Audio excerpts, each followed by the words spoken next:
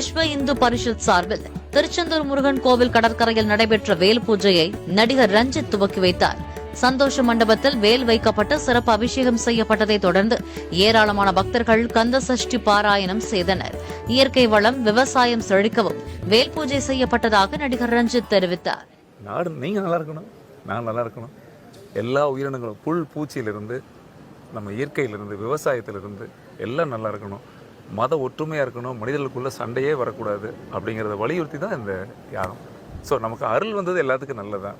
நம்முடைய முருகனுடைய காக்கும் கடவுள். ஸோ அப்பனுக்கே பாடம் சொல்லி கொடுத்த அற்புத புதல்வனுடைய சன்னதியில் இந்த வேல்.